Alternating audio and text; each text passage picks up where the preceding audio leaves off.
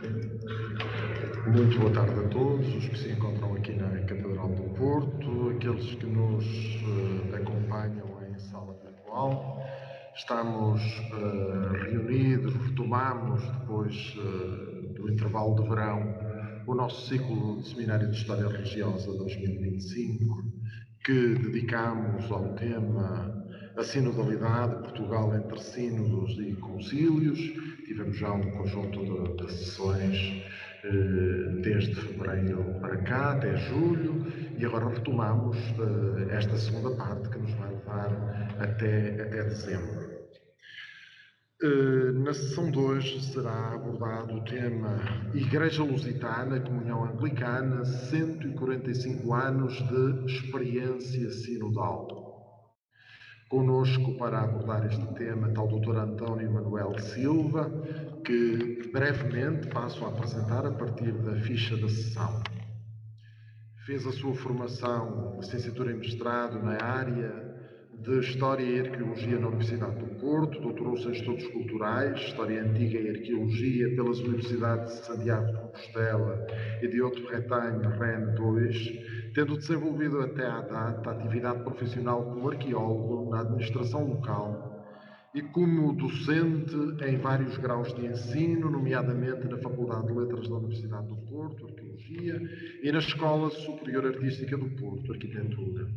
Após o ensino básico na Escola do Torno, em Vila Nova de Gaia, fundada em 1868 e ligada à Igreja Lusitana, assumiu várias responsabilidades a nível paroquial e diocesano nesta igreja, nomeadamente como presidente do Departamento da Juventude a nível ecuménico, na área formativa, como diretor do Boletim da Diocese, entre outros.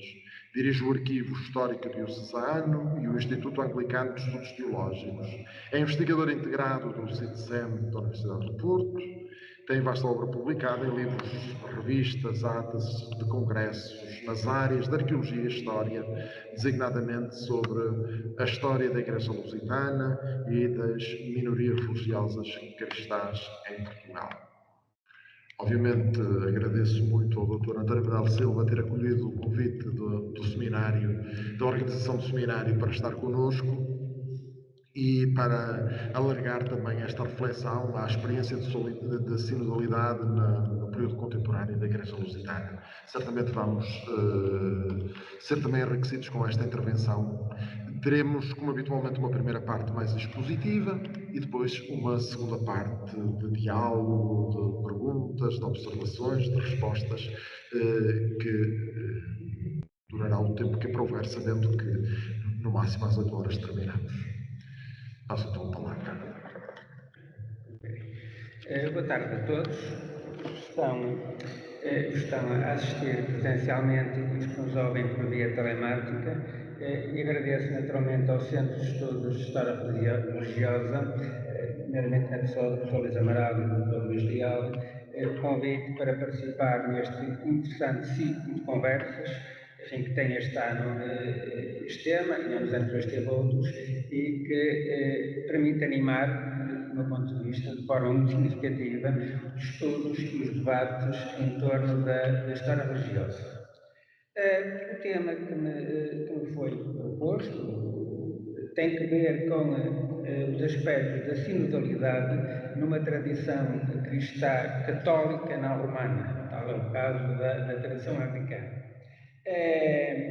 Não abordarei o tema de uma perspectiva, enfim, muito teórica, não sou canonista nem teólogo, portanto a abordagem que farei será essencialmente a partir da história, e imaginando que alguns dos que me estão a ouvir não conhecem esta igreja, farei, digamos, um brevíssimo enquadramento histórico para perceberem como é que no século XIX surgiu esta corrente em Portugal e de que modo o sínodo, portanto a visão sinodal, foi matricial, foi fundadora, podemos dizer, nesta igreja. Portanto, desde 1880, iremos ver até um bocadinho antes, mas desde 1880, foi a data do primeiro sínodo da Igreja Lusitana em Lisboa até à atualidade.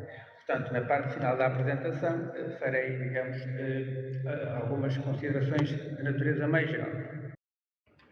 Portanto, nesta apresentação, né, que versa sobre 145 anos de tradição sinodal na Igreja Lusitana, como dizia, portanto, começarei por uma brevíssima nota histórica sobre o protestantismo em Portugal até o século XIX, com meia dúzia de imagens e comentários adequados, para entrarmos depois no próprio contexto sociopolítico e religioso do século XIX,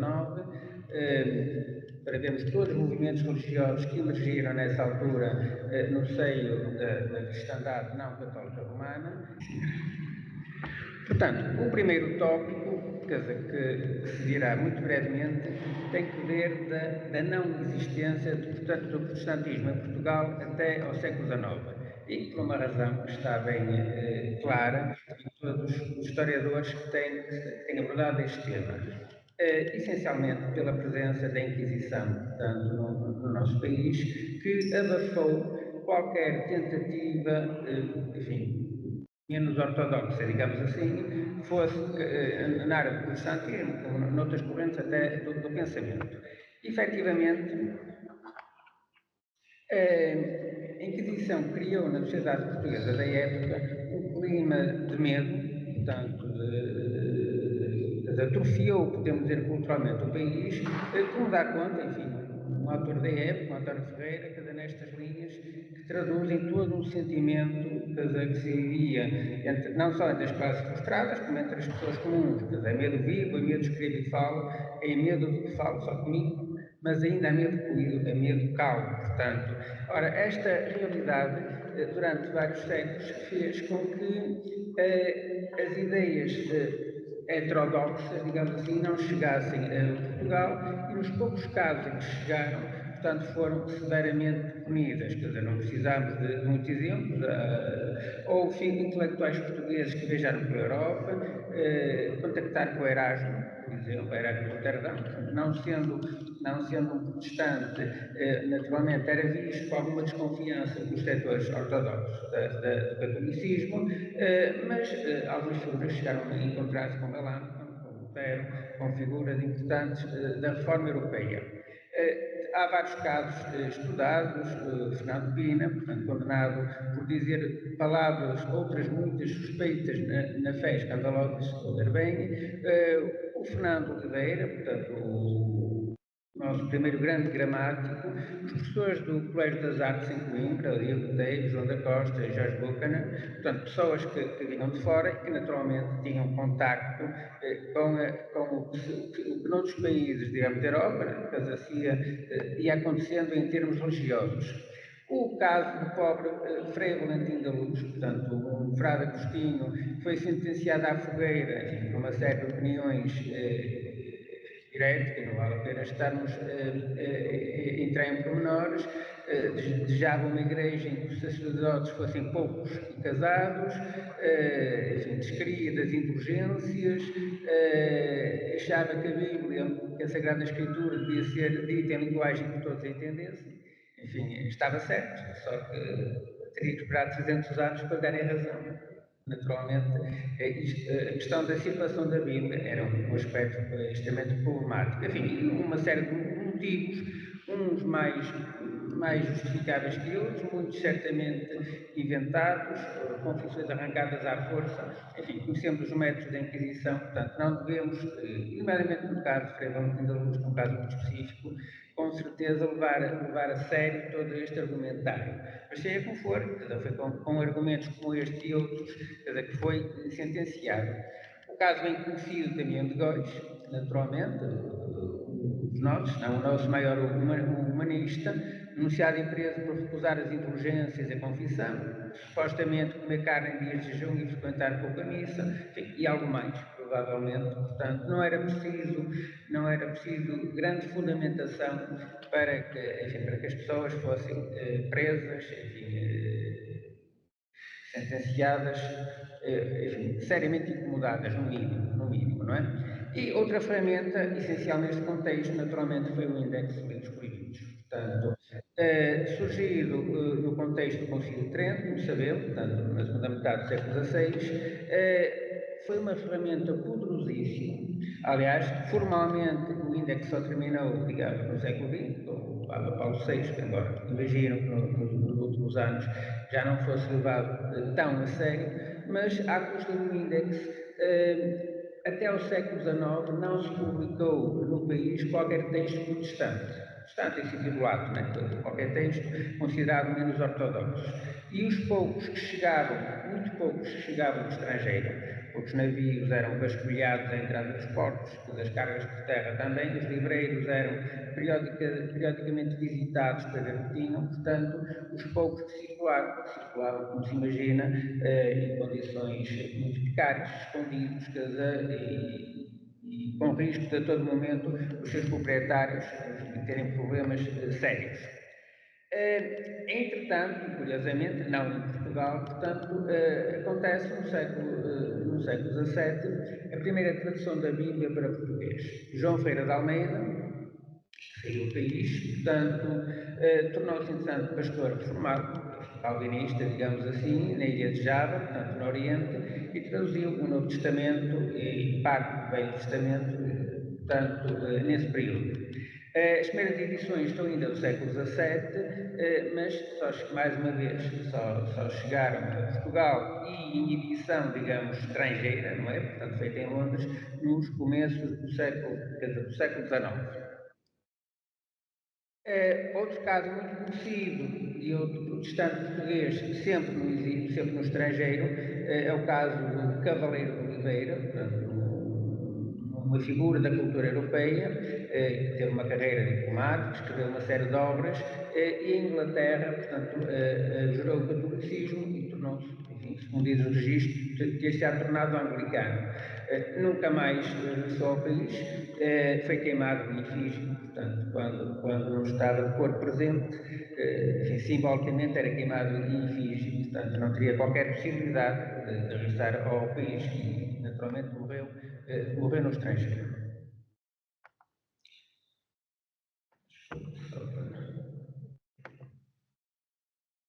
Portanto, a presença protestante em Portugal era uma presença essencialmente, não é essencialmente, é exclusivamente de estrangeiros e mesmo assim, quer dizer, com muitos condicionamentos, não é?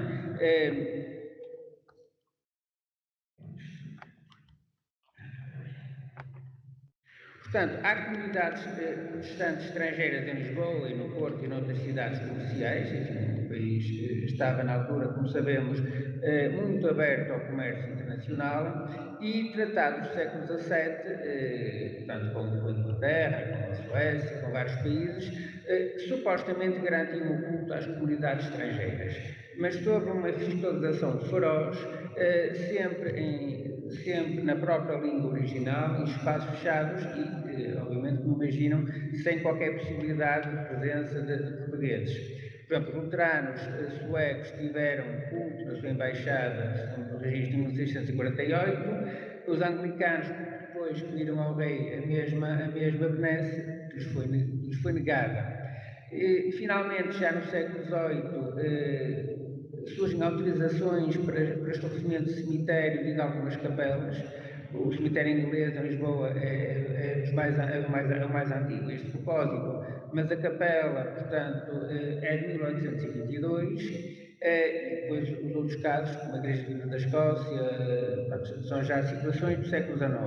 No Porto é semelhante. Também a Capelania Anglicana St. James é um edifício do século XIX, se bem que, portanto, o cemitério é levemente anterior, de finais do século XVIII. Portanto, mas estes cultos não católicos romanos eram severamente vigiados e sempre, portanto, e como veremos no âmbito da Constituição, sempre em espaços fechados e sem qualquer regularidade, digamos, de divulgação junto da população local. Portanto, no século XIX, com a Revolução Liberal de 1820, as coisas começam a mudar muito lentamente e um aspecto fundamental dessa revolução foi a circulação da Bíblia. Portanto, até ao século XIX e durante o século XIX, praticamente todo, a leitura da Bíblia era totalmente exclusiva, digamos, de sacerdotes. Naturalmente, não era minimamente incentivada a sua leitura por parte das pessoas comuns, desde logo porque as edições existentes eram edições latinas, não é? E as traduções portuguesas, as traduções em português, só muito no final do século XIX, eu diria 1870, 1880, é que se generalizaram em edições populares que não fossem da Sociedade Bíblica de Londres. Portanto, a Bíblia só surgiu no mercado, de forma que alguém a pudesse comprar, enfim, com um preço razoável, claramente na segunda metade do século XIX. Até aí, conforme os contextos, era inacessível o preço, era inacessível porque não existia no mercado, e em alguns contextos, nomeadamente rurais ou mais fechados, era até bastante perigoso possuir uma Bíblia, porque, enfim, podia levantar problemas sérios com os vizinhos ou com o parque respectivo. Portanto, há alguns casos pontuais que não precisamos de explorar ainda nos começos do século XIX, relacionados com as invasões napoleónicas e com a presença de tropas inglesas, e não só inglesas, de outros países europeus, que em Portugal. Estiveram em vários pontos do país grandes massas de soldados, tanto franceses, ingleses, irlandeses, enfim, de outros países europeus, que vinham nos exércitos, quer de Napoleão, quer depois junto com os ingleses, como mercenários até, portanto, e que naturalmente processavam outras regiões. E temos alguns relatos que ficaram em diários, portanto, em correspondência, de soldados, portanto, enfim, crentes e criteriosos da necessidade de expandir o Evangelho, digamos assim, tentaram, não diria fazer prosélitos, mas pelo menos entabular alguns contactos, digamos, com locais. Mas são casos, digamos, muito pontuais. Entretanto, a Constituição de 1822 abre finalmente um bocadinho a porta ao culto não católico romano, mas permitido apenas aos estrangeiros, portanto, e no mesmo cenário, portanto, de salas fechadas, sem aparência exterior de templo. Claro que os estrangeiros estavam judeus perfeitamente imbuídos na sociedade portuguesa, era difícil não terem conversa, não convidar um amigo ou um familiar, portanto, mas essas situações eram ainda muito vigiadas, não é? Mas começámos a ter edições do Novo Testamento em português, desde logo a versão Almeida, mas também da versão Figueiredo, que vamos já ver, que é outra tradução que surgiu já em contexto católico romano, mas em edições feitas no estrangeiro. Logo a partir de 1908, nos anos seguintes, a Sociedade Bíblica Britânica e Estrangeira, que era e continua a ser a principal sociedade editora da Bíblia, tinha também uma função missionária, portanto, e fazia circular as escrituras em muitos países. E, curiosamente, logo no começo do século, na Madeira, há uma distribuição bíblica que ascendeu a 20.000 exemplares, portanto, muitos mais do que a população da ilha que sabia ler na altura, certamente, mas ficaram registados estes números. Entretanto, como dizia, surge no século XVIII uma outra importante tradução da Bíblia, portanto, a tradução do Padre António Pereira de Figueiredo. Essa sim começou a ser editada, portanto, desde finais do século XVIII e depois durante o século XIX. Era uma Bíblia, não sei agora, suponho que em 8, 10, 12 volumes, portanto, mas eram edições monumentais e nada acessíveis, digamos, à população comum. E do lado das confissões religiosas que, entretanto, surgiram, tanto era usada a versão de Almeida como a versão Figueiredo. Portanto, não havia a esse respeito qualquer diferença substancial, além das especificidades próprias das traduções, que há pequenas diferenças, mas as comunidades protestantes nunca usaram exclusivamente a versão Almeida, portanto, usavam uma e outra. Depois, com o tempo, houve algumas que acabaram por preferir a versão Almeida, mas não foi crucial, digamos, no primeiro momento, digamos, da expansão deste ideário. Entretanto, a Carta Confessional pouco adiantou de positivo para este efeito à Constituição de 1822. Continua-se a dizer, no artigo 6, que a religião católica apostólica romana continuará a ser a religião do reino. Todas as outras religiões são permitidas aos estrangeiros com o seu culto doméstico ou particular, em casas para isso destinadas, sem forma alguma exterior de templo. E apesar de dizer que ninguém poderia ser perseguido por motivos de religião, desde que respeitasse o Estado e não ofendesse a moral pública, na prática as pessoas eram perseguidas.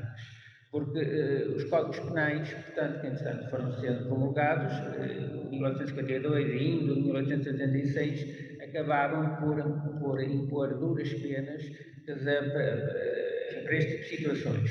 Ora, bastava, digamos, alguém que ter, por exemplos que vêm na literatura, distribuir uns folhetos religiosos, isso era considerado, apesar de ser um direito, digamos, de ter a sua própria religião, era considerado uma ofensa, uma falta de respeito à religião do Estado, por exemplo. Não é? Ou fazer uma pregação com a porta entreaberta, ou estar um culto de inglês e entrar um português que precisava de entrar, enfim, tudo isto servia, digamos, para a perseguição. E até finais do século XIX, por exemplo, os vendedores de Bíblias e literatura religiosa, os chamados colportores, que percorriam o caminho primeiro de cavalo, burro, a pé, depois de comboio, muitas vezes eram presos nas povoações, ficavam um dia ou dois presos, tiravam-lhes as publicações, depois lá vinha o legislador ou alguém mais instruído nas leis e tentava acatar a coisa, mas alguns foram presos ainda alguma temporada. Portanto, na prática não havia liberdade religiosa, essa só chegará verdadeiramente com a República, enfim, num contexto totalmente diferente, como vamos ver, sem grandes vantagens. Ora bem, mas que novidades religiosas teve nessa altura? Vamos avançar, porque demora muito tempo. Este mapa expressa os principais movimentos de implantação protestante em Portugal no século XIX. Usámos aqui o termo protestante no sentido totalmente genérico. Não é? Aliás, na época, protestante, evangélico, designava todo tipo de confissões ou grupos no âmbito cristão, naturalmente, mas alheios, digamos, à Igreja Católica Romana. Portanto, não procuremos nessa altura grandes especificidades de designações. Portanto, há aqui um conjunto de movimentos na Zona Norte, portanto, na Zona de Lisboa, também na Madeira. Vamos ver muito rapidamente só dois ou três. O mais antigo e de grande importância desenvolveu-se entre 1838 e 46 na Madeira, com um médico escocês, Robert Cowley, portanto, presbiteriano, protestante, que depois acabou por ser ordenado pastor, portanto, ministro da sua igreja, mas veio para a Madeira como médico e era uma pessoa com fortes convicções religiosas, com forte carisma pessoal, fez um trabalho social notável. Portanto, a Madeira era, na altura, e continua a ser muito tempo, até o século XX, uma zona miserável, do ponto de vista social. Portanto, Robert Cowley fundou hospitais, fundou dezenas de escolas, portanto, chegou a ter um louvor na ata da Câmara, na Câmara, nas atas do Executivo da Câmara de Funchal. Só que, a par desse trabalho social notável, começou a pregar, naturalmente, e começou a reunir multidões, começaram a ser 20 pessoas, depois 50, depois 100, depois umas centenas, e naturalmente as coisas acabaram mal. Portanto, as autoridades civis e as religiosas locais associaram-se, também era comum na altura, e em 1846, Cala e a mulher tiveram que fugir num barco estrangeiro de forma aventurosa e houve centenas de milhares depois de madeirenses que foram expulsos da ilha. Foi uma perseguição muito violenta, morreram pessoas, apedrejamentos, autos de fé de Bíblias, casas assaltadas, vandalizadas. Eu diria que depois da expulsão dos judeus, portanto, nos finais do século XV, e da matança da Páscoa de 1506 em Lisboa, né, que nos registros terá morrido muita gente, com certeza foi a maior perseguição religiosa na história portuguesa em termos de violência. Considerando que, entanto, se tinham passado 300 anos e as mentalidades tinham a obrigação de ser um bocadinho diferentes. Mas não, foi bastante trágico. Cálice, enfim, sobreviveu, foi para o Brasil e fundou a Igreja Evangélica Fluminense, no Rio de Janeiro, que ainda hoje existe e é uma igreja importante. Entrando agora no domínio que nos interessa mais diretamente, temos o caso de um padre espanhol, Vicente Gómez e Torrar, que teve que fugir de Espanha por pensamentos heterodoxos e, sobretudo, por ser liberal. Portanto, durante o século XIX, a Espanha viveu um período muito conturbado, digamos, a nível político. Era liberal, era maçom, seguramente, pronto, e teve que fugir de Espanha, foi recebido na Igreja de Inglaterra, portanto, conheceram as ordens, depois veio para Lisboa, financiado por uma sociedade missionária, e fundou uma pequena comunidade entre 1879 e resistiu até 1870. Era uma figura muito conceituada em Lisboa, escreveu nos jornais, portanto era muito respeitado. Não temos muitos dados da sua comunidade, embora tenham conservado livros de registro, nomeadamente de batismos e de casamentos. Aparentemente a comunidade seria sobretudo de estrangeiros, espanhóis e de outras nacionalidades, eventualmente alguns portugueses, mas não se conservou muita informação sobre isso. Mais importante, talvez, foi outro padre católico com percurso similar, Dom Ángel Herreros de Moura, portanto, também teve que fugir de Espanha por pensamento heterodoxo, maçonaria, portanto, liberalismo e outras razões. Neste caso não foi para a Inglaterra, ou passou apenas por Inglaterra, e foi parar aos Estados Unidos, onde, inclusive, paroquiou uma comunidade da Igreja Episcopal. Portanto, o Episcopal ou Anglicano tem o mesmo sentido, são tradições de diferentes países. Nos Estados Unidos usa-se mais o termo Episcopal, o termo Anglicano é relativamente moderno, surgiu só no século XIX. Portanto, paroquiou uma comunidade hispânica, depois veio para Portugal em 1868, talvez continuando, não se sabe muito bem a relação entre este homem e o anterior, mas liderou uma comunidade até 1876. Portanto, quando dizemos uma comunidade, estamos a falar de um grupo de 20, 30 pessoas, que cultuava em casas particulares, de vez em quando conseguia arranjar um salão e pôr uma cruz e alguma decoração para dar um aspecto de templo, mas sempre com uma preocupação que era sistemática, ter uma escola, uma catequese, uma escola dominical, como se dizia em contexto, digamos, protestante evangélico, e muitas vezes uma escola diária, uma escola noturna para trabalhadores, portanto, para adultos que quisessem aprender. Muitas vezes a escola, digamos, quer a escola diária, digamos assim, quer a escola dominical, começavam antes, digamos, do culto, não é? Depois, então, desenvolvia-se o culto regular, mas o primeiro trabalho era criar, digamos, esse trabalho. Isso é sistemático, não só na Igreja Lusitana, mas em todo o protestantismo português da época, de certa maneira, já no século XX, assim acontecia. Bem, outros movimentos que aqui não vamos desenvolver, em Algaria Velha, em meados do século, nas minas do Palhal, um engenheiro, da chegada por Noailha, portanto, das Ilhas Britânicas, onde o metodismo era muito forte na altura, desenvolveu um trabalho metodista, como se diz no âmbito do metodismo, criou classes eram reuniões de estudo bíblico, que duraram ainda algumas décadas. Mais importante ainda, Diogo Cássio, filho da Nova de Gaia, fundou a Igreja e Escola do Torno, enfim, todo um conjunto de trabalhos que não vamos agora aqui detalhar, mas com este aspecto que é importante. Vemos aqui numa foto já idoso, na década de 1920, provavelmente, ele publicou provavelmente a primeira história, digamos, do protestantismo português. Havia um pequeno artigo levemente anterior, mas em 1908 publicou este livrinho, A Reforma em Portugal, narrado quase na primeira pessoa, porque eram situações que ele conheceu de perto, portanto, e que foi recentemente reeditado, se alguém quiser, tenho ali alguns exemplares que posso oferecer com prazer. Portanto, começam a institucionalizar-se as primeiras confissões. A Igreja Evangélica Espanhola conseguiu ser reconhecida pelo Estado nesta qualidade em 1870, depois a Igreja Presbiteriana, a Igreja Metodista, a Igreja Lusitana, depois mais tarde a Comunidade dos Batistas, dos Irmãos, depois outros já em pleno século XX. Portanto, o movimento primeiro era um bocadinho genérico, não é? Portanto, começou a dividir-se, como seria natural, por correntes doutrinárias, por correntes eclesiológicas.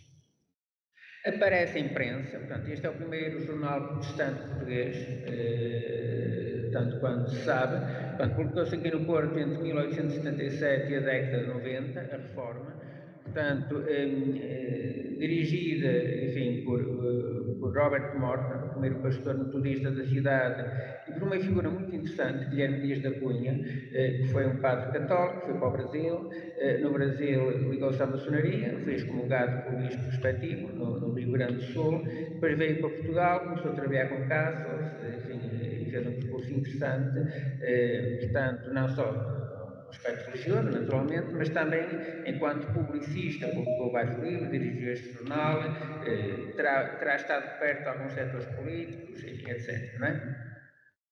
Pronto, chegamos então, agora rapidamente, à fundação da Igreja Lusitana.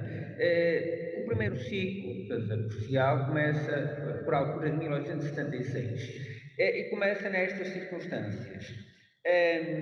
Vários, não sabemos, consta aqui uma dezena, talvez mais ou menos, mas um conjunto de padres católicos, portanto, saíram nessa altura, ou começaram a afastar-se do seu ministério na Igreja Católica Romana e satisfeitos com um conjunto de situações, quer da prática pastoral, enfim, e do pensamento na altura, diríamos, hoje retrógrado, muito pouco alinhado com a abertura que os tempos exigiam, enfim, no pontificado Pio IX e das autoridades religiosas em geral, e por questões concretas, como por exemplo a proclamação do dogma da Imaculada Conceição, portanto, chegou as pessoas, enfim, mais conhecedoras da Bíblia, que obviamente não encontraram, não existe na Bíblia, tal fundamentação. Depois, com a encíclica Quanta Cura, em 1864, as 80 proposições do Syllabus Errorum, portanto, em que a Igreja condenou tudo, eu diria, tudo que cheirasse a novo, portanto, o liberalismo, o progresso, a maçonaria, bem entendido, a ciência, enfim, foi uma machadada em todos aqueles que, no contexto do catolicismo romano, tinham aspirações numa certa abertura, de um certo alinhamento com o tempo.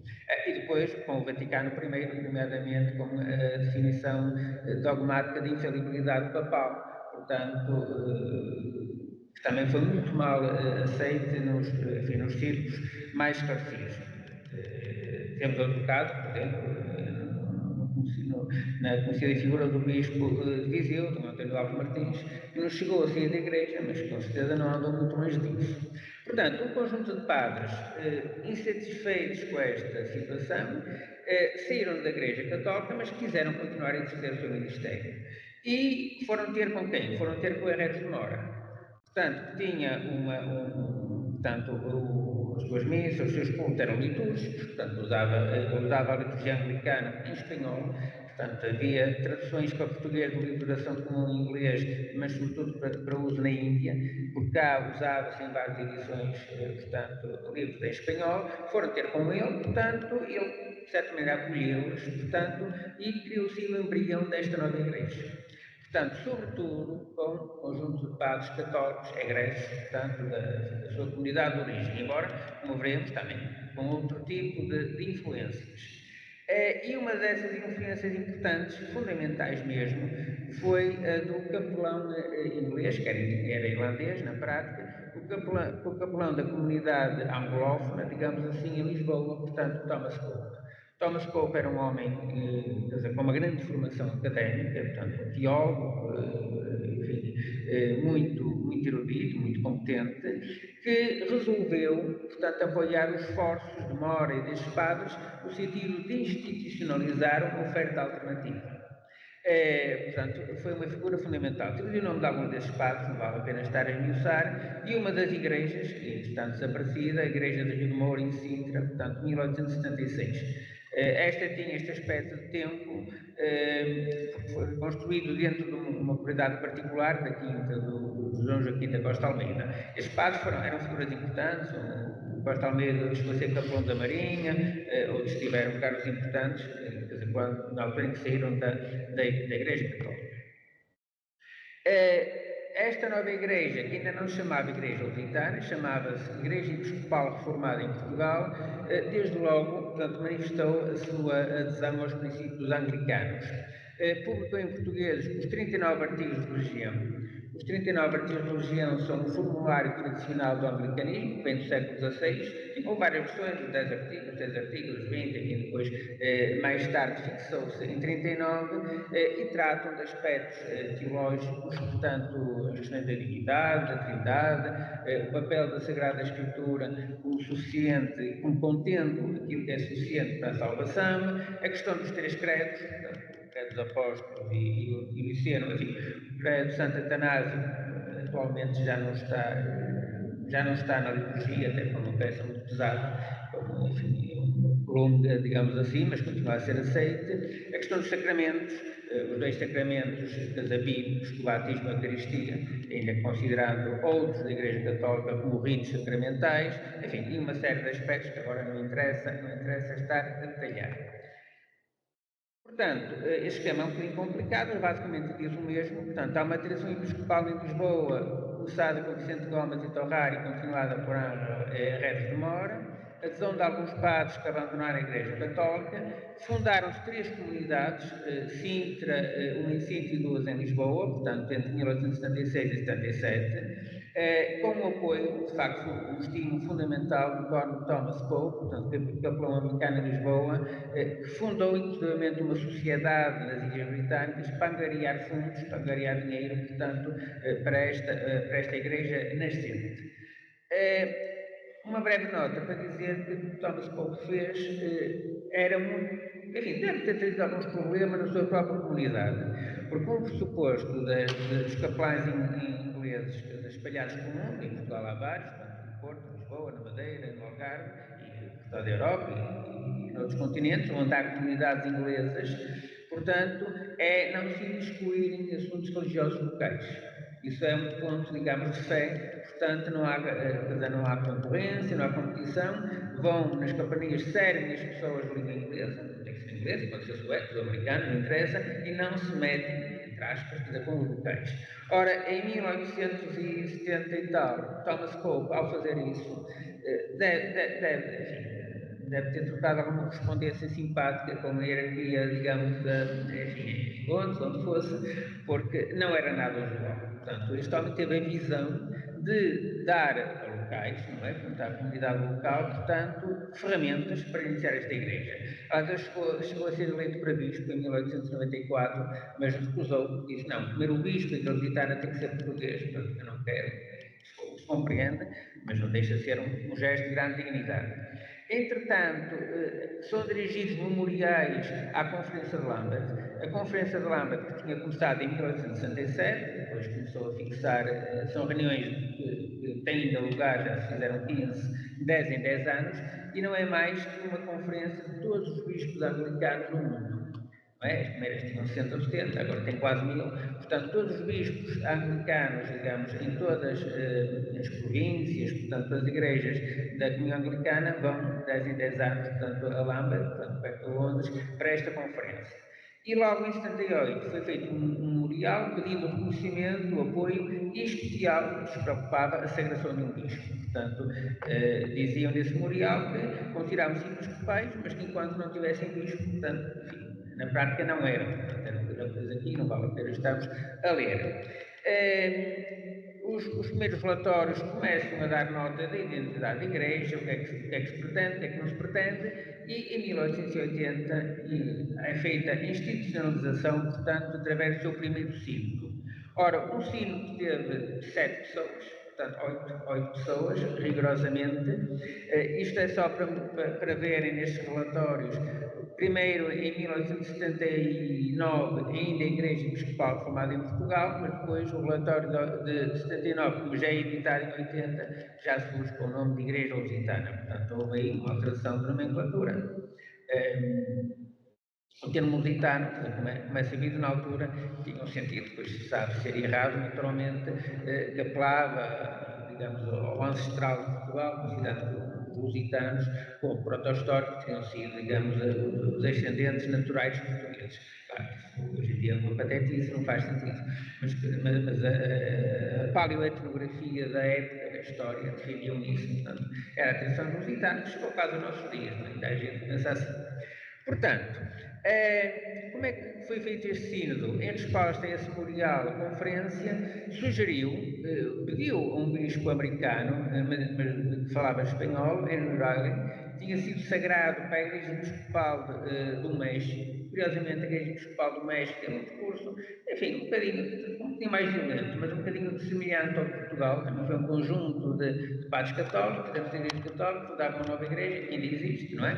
Portanto, esse Bispo Riley, portanto, veio a Lisboa, teve também em Madrid, há um processo totalmente semelhante ao de Portugal, que aconteceu em Espanha, e presidiu ao primeiro sino da Igreja Lusitana.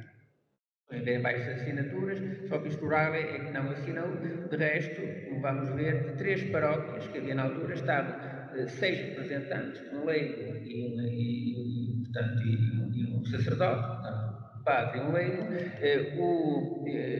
portanto, o Corno Pope, portanto, o Bispo Riley, não sei porque achou que não podia assinar arte.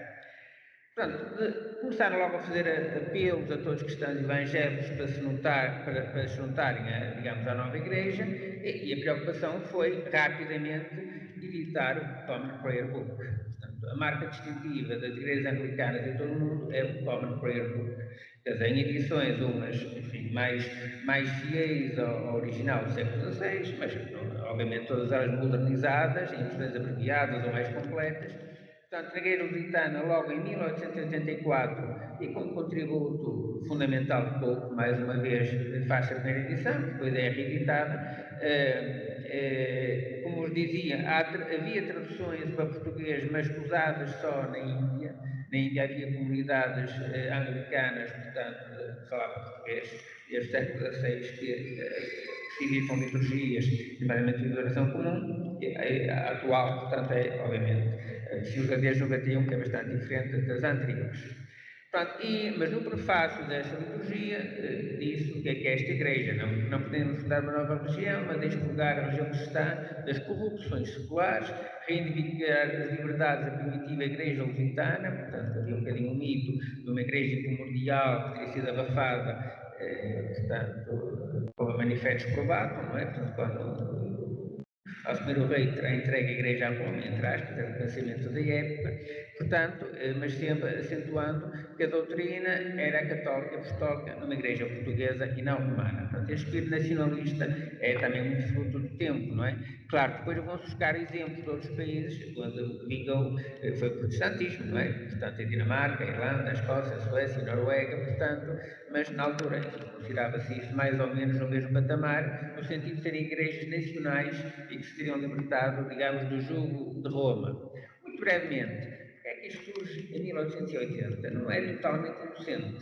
Há paralelismo com Espanha também, porque a situação de Espanha é muito diferente, mas reparem, só para lembrar, há um grande espírito, em finais do século XIX, de decadentismo, portanto o país estava muito mal, lembremos da obra do Essa de Queiroz, o sentimento de decadência, enfim, lembremos das conferências do Casino, portanto, do Antero de Cantal, em que grande parte dos males do país era a Igreja Católica, era a Inquisição, enfim, que atrofiava, digamos, as consciências, que ainda nesta altura tinha o domínio maioritário do ensino, era uma das prerrogativas da Igreja, e um bocadinho como reação a todo esse espírito decadentista, fizeram-se, como muitos historiadores chamam, liturgias cívicas, não é? Desde logo em 1880 o Jubileu de Camões, as comemorações de Pombal, outro que também era simpático, obviamente, eram grandes protestantes, com a sua grande amizade com os jesuítas, não é? Sabemos.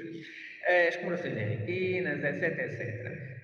Claro, isto aproximou estas confissões religiosas inovadoras dos setores políticos mais progressistas, desde logo os republicanos. Enfim, basicamente os republicanos e o que poderíamos dizer a parte mais, diríamos, esquerda, digamos, do liberalismo. Alguns veem o liberalismo vintista, portanto, ou setembrissta até, não é? Depois a regeneração já tinha mudado mais ou menos os outros, todos ao mesmo nível. Mas, sobretudo, os republicanos, depois socialistas, anarcossindicalistas e assim não tinham nada com a religião, mas os republicanos, enfim, burgueses, urbanos, que haviam com muita simpatia estas novas correntes. E porquê? Há aqui um ideário que podia ser assinado pelo Partido Republicano, como era assinado, portanto, pela maior parte das igrejas protestantes, e a Igreja Lusitana também, com a sua identidade já um bocadinho divergente.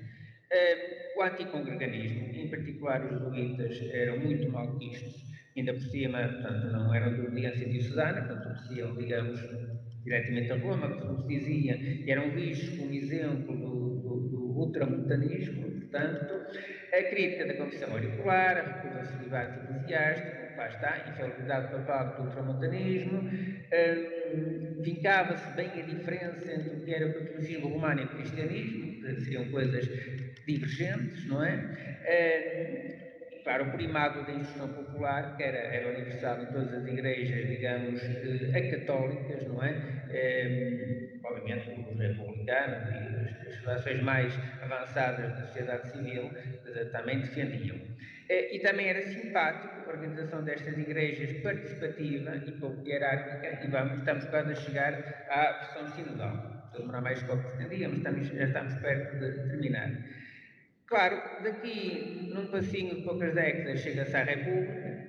A República criou expectativas, que agora que vem a liberdade religiosa, todas as igrejas vão estar ao mesmo nível, vamos poder apresentar a nossa mensagem e 3/4 dos padres vêm a recorrer para a igreja lusitana. Enfim, pensávamos com alguma ingenuidade, mas como é sabido, pelo menos durante os primeiros bastantes anos, o regime republicano tanto prejudicou a Igreja Católica como acabou por prejudicar as outras. Portanto, tinha um espírito seriamente antirreligioso, apesar de algumas figuras protestantes serem republicanas, alguns até vereadores, na Câmara do Porto e na Câmara de Lisboa, por exemplo, mas acabou por não privilegiar em nada, digamos, as correntes minoritárias, não é? Não foi por aí, não foi pela República que Portugal mudou de cor religiosa, se assim se pudesse dizer. Publicações, enfim, digamos, desafiantes. A Igreja Romana não pode ser a Igreja Nacional, uma obra clássica de Figueiredo, Cristianismo e Ultramontanismo, cartas abertas ao clero católico romano, portanto, convites expressos para que os sacerdotes mais esclarecidos, que estavam também a sofrer com a República, para todos os efeitos, não é, como sabemos, e sofrer seriamente, aderissem à Igreja Lusitana. Poderá ter vindo um ou outro, mas nada de significativo. Mas não foi por falta digamos, de esforços dos líderes da altura. Portanto, em resumo, este quadro sintetiza o anterior, talvez de uma forma um bocadinho mais clara, o movimento da reforma com os padres católicos, a Igreja Episcopal Reformada em Portugal, portanto, atingir o que se poderia chamar um catolicismo reformado, de modelo episcopal, anglicano, por liberação comum, os 39 artigos, com a influência principal do lado anglicano de Thomas Cole, claro, influências que não deixaram de estar presentes, mas muito menores, de caráter mesmo protestante, evangélico e até um bocadinho velho-católico. O movimento velho-católico que se desenvolveu na Holanda, não é? Atualmente nos Países Baixos e depois também na Suíça, na Alemanha, noutros países. Portanto, era também um movimento, digamos, mantém, as igrejas existem, portanto, integralmente o seu catolicismo, do ponto de vista doutrinal, mas recusam a obediência a Roma, portanto, e numa ou noutra figura que esteve no estrangeiro, houve alguns contactos. E acabaram, digamos, por traduzir o que hoje, enfim, é dessa época, mas na altura não se falava muito na quadrilátero de Lambert, ou de Chicago Lambert, portanto, que é um resumo muito pequenino de caráter doutrinal, as escrituras como contendo tudo o que é necessário para a salvação, o episcopado histórico. A Igreja Anglicana, mesmo em Inglaterra, nunca quebrou o episcopado histórico, não é? Não foi uma igreja nova. Quer dizer, os bispos que já havia deixaram de ser a Roma, tiveram que ser Henrique VIII e ir para a frente aos reis ou rainhas respectivas, mas continuaram nas ordens e todos os bispos foram sagrados por bispos nessa sucessão apostólica. Portanto, essa apostolicidade da Igreja é uma marca importante do anglicanismo, digamos, da ortodoxia, e que não acontece, obviamente, nas igrejas reformadas criadas de raiz, calvinistas, presbiterianos, etc. Os dois credos principais e os dois sacramentos, digamos, de raiz. Bem, tradição sinodal, nas últimas imagens, para não nos demorar mais tempo. Portanto, como dizíamos, o modelo episcopal fez que o sínodo fosse naturalmente concebido como o órgão máximo da Igreja. Portanto, desde o início e na atualidade, não é o bispo, é o sínodo. Portanto, o sínodo é o presidente, o bispo é o presidente do sínodo, mas submete-se ao sínodo se tiver que ser. Vamos ver. Portanto, logo em 1880 anexou-se à ata um regulamento geral, que começou a chamar-se cânones, onde se diz expressamente haverá um sínodo em cada diocese, composto de 2 representantes de cada congregação, e eleitos pela junta paroquial respectiva. Reparem, eram eleitos um ministro ou ministro eleito e outro secular, sendo que o bispo da diocese presidirá o seu sínodo. Portanto, o próprio ministro, o ministro era um termo que se usava para pároco, digamos assim, na altura não se usava esse termo, que estava muito ligado, portanto, à tradição católica romana. Supostamente o próprio representante, o próprio sacerdote teria que ser eleito. Claro, depois na prática só havia um, portanto, e começou a criar-se a tradição de ser quase ex officio. Mas rigorosamente havia e há assembleias eleitorais em todas as paróquias, todas as comunidades, que elegem representantes ao sínodo. Portanto, por isso é que o primeiro sínodo eram 3 comunidades, estavam 6 pessoas, o povo e o bispo americano. Claro que, entretanto, as coisas mudaram. Portanto, a Igreja Lusitana constituiu uma única diocese. Naturalmente, na visão dos fundadores, deveria haver mais, mas pronto, a história não conduziu a isso.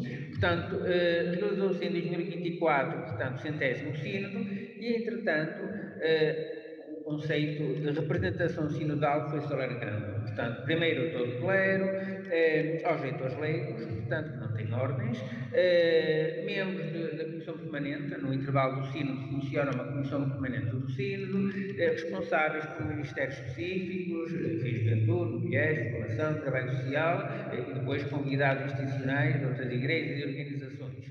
Portanto, os sínodos, como já veremos, são hoje em dia reuniões muito mais amplas. E aqui vê-se, por exemplo, uma imagem do sínodo de 1961, em que praticamente se vê, não é exatamente assim, mas de um lado o clero, do outro lado, portanto, os leigos, não é? Portanto, teria aí umas 15 pessoas ou um pouco mais, e o sínodo mais recente, em 2014, portanto, na Catedral de São Paulo, em Lisboa, portanto, naturalmente com muito mais gente.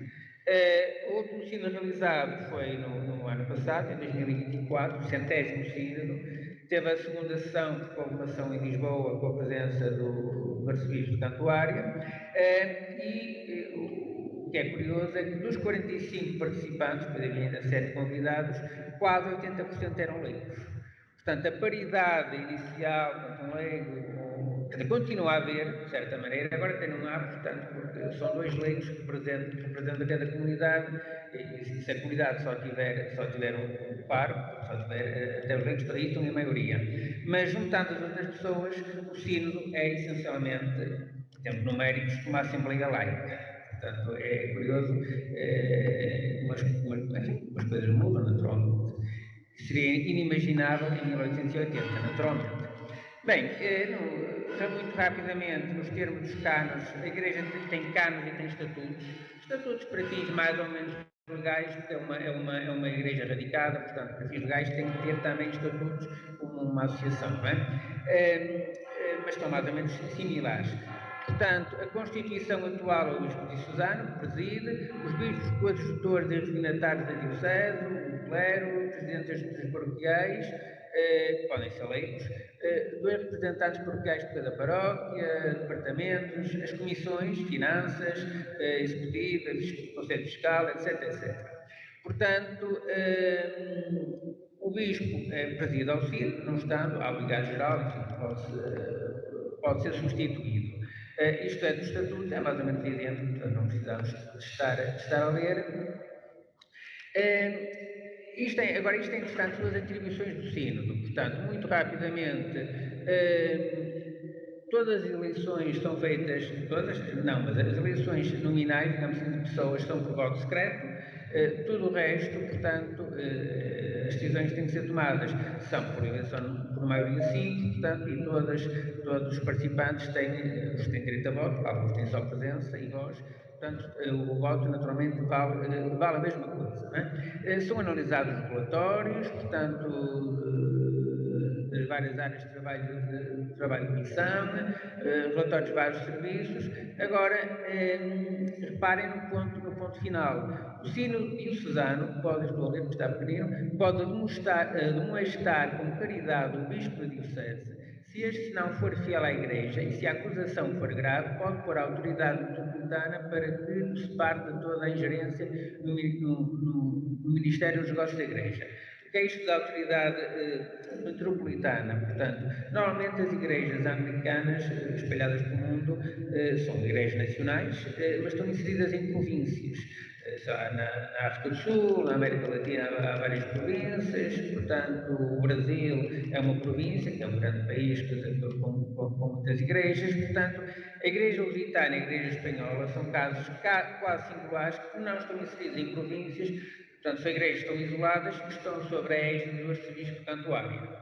Não no sentido propriamente disciplinar, podendo ser em casos obviamente, digamos, extremos, se fosse necessário, mas sobretudo como um primado, digamos, de aconselhamento, portanto, estes é mais importantes, alterações litúrgicas, nomeadamente, ou assim, passam por uma ratificação, que normalmente é meramente formal, do arcebispo cantuário, que é, digamos, a autoridade metropolitana da Igreja. Mas, tirando isso, não interfere em nada na Igreja.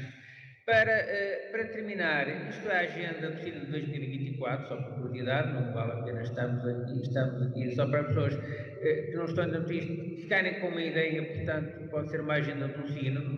Agora, isto foi importante por uma razão. Foi o primeiro Sínodo, foi o 100º Sínodo, e foi o primeiro em que se falou de sinodalidade.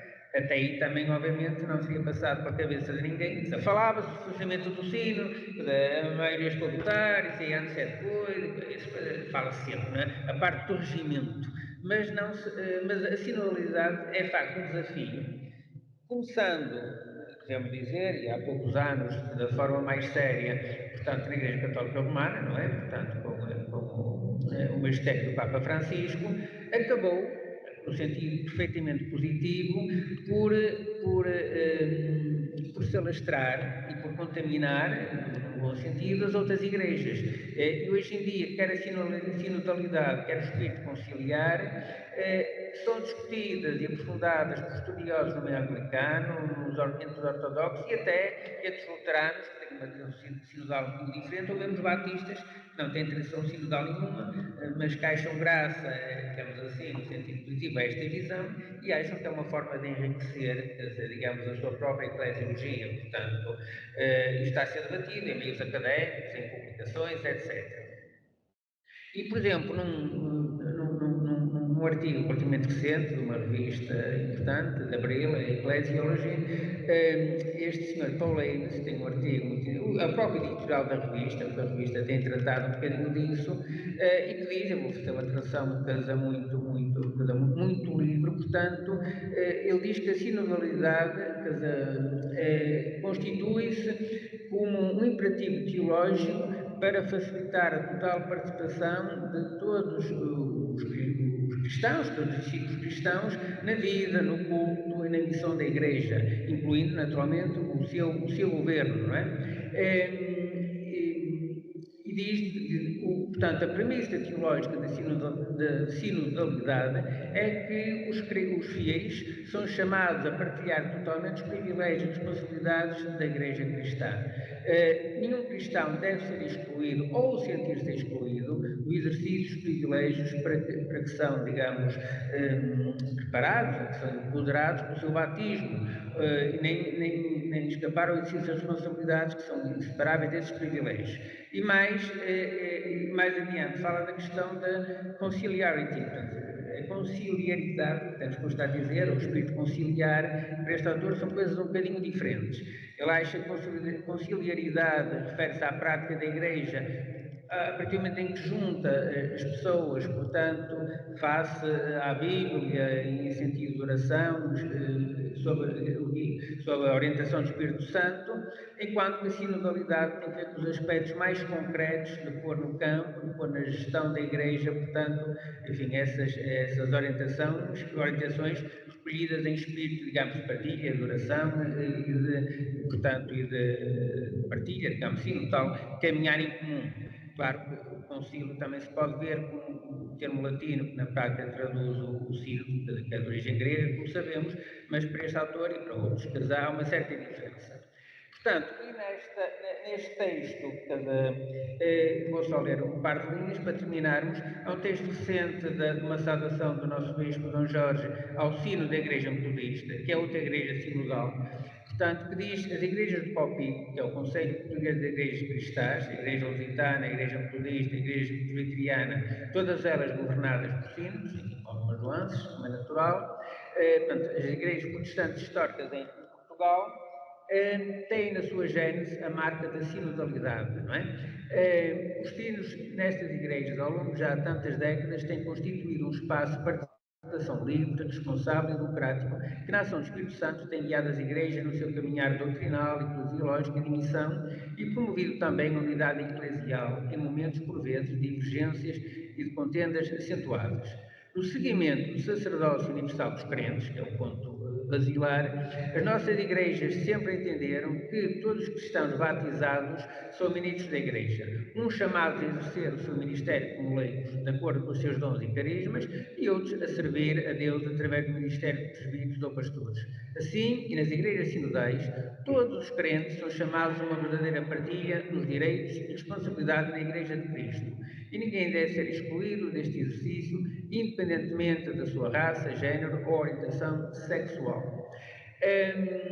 Pronto, e termina a dizer que os sinos são, pois, uma escola de democracia livre e participativa na abertura e acolhimento também da orientação do Espírito Santo. E tem sido esta cultura sinodal que também tem implicado a nossa Igreja na defesa da democracia e da liberdade religiosa no nosso país. E em texto, na mesma época, um bocadinho mais recente, ao 100º Sínodo, portanto, Dom Jorge diz mais ou menos a mesma coisa e termina: na Igreja Lusitana e na Atenção Anglicana, todos os crentes são chamados a uma verdadeira partilha nos direitos e responsabilidades. Vivência sinodal, entendida também enquanto caminho e processo a ser desenvolvido, facilita a participação plena de todos os filhos de Cristo na vida, a adoração e missão da Igreja, incluindo também, e muito importante, o seu governo. Portanto, segue os princípios de respeito a todos, por todos deve ser tratado, que aliás é uma máxima, digamos, que foi introduzida no direito canónico ainda em plena Idade Média, portanto, princípio, não é? Portanto, não se trata de a sinodalidade não pode, na perspectiva que estamos a aprofundar na Igreja Lusitana, e muito mais noutras igrejas anglicanas por todo o mundo, não se trata do sínodo que se reúne durante alguns dias, 2 em 2 anos, atualmente, nem do seu regimento ou da partilha, que é sempre muito rica, das decisões que se tomam, tem que ser aprofundada e para que não fique só no sínodo, para que chegue às paróquias, não é?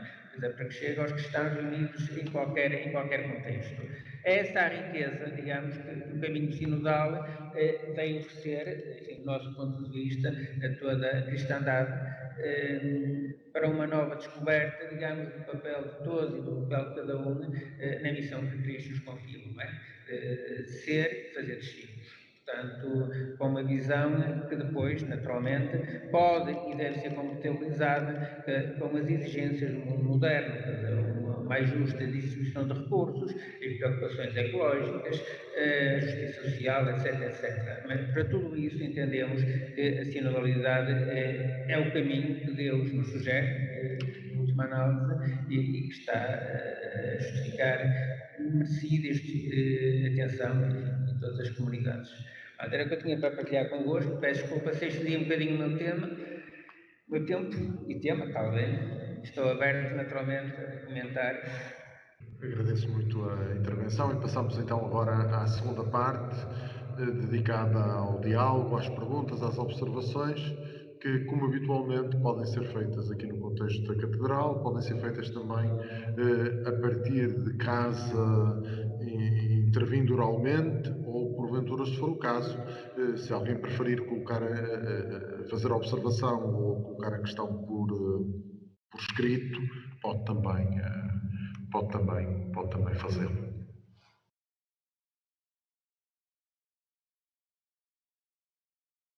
Por isso, então, em primeiro lugar, agradecer ao Dr. Manuel Silva ter estado connosco, ter partilhado a sua reflexão connosco. Sim, para nós também. E recordar também a nossa próxima sessão, Na próxima sessão será abordado o tema o Concílio Vaticano II e a fé popular em Portugal. Teremos connosco. Sim, peço desculpa, peço desculpa. O Concílio Vaticano I e a fé popular em Portugal, estou a ler o que não devo. Teremos connosco Dom Manuel da Rocha Felício, Bispo Emérito da Guarda, que convidamos para abordar o tema, não propriamente pela sua função episcopal, mas que convidamos pelo facto de, lá mais atrás, ter estudado no âmbito do seu doutoramento a recepção do Vaticano I em Portugal. Como habitualmente, por esta sessão será, creio que disse a data, a sessão será 29 de setembro às 18 horas. Como habitualmente, teremos a oportunidade de participar aqui na Catedral do Porto e também em sala virtual. Muito obrigado a todos e muito boa tarde.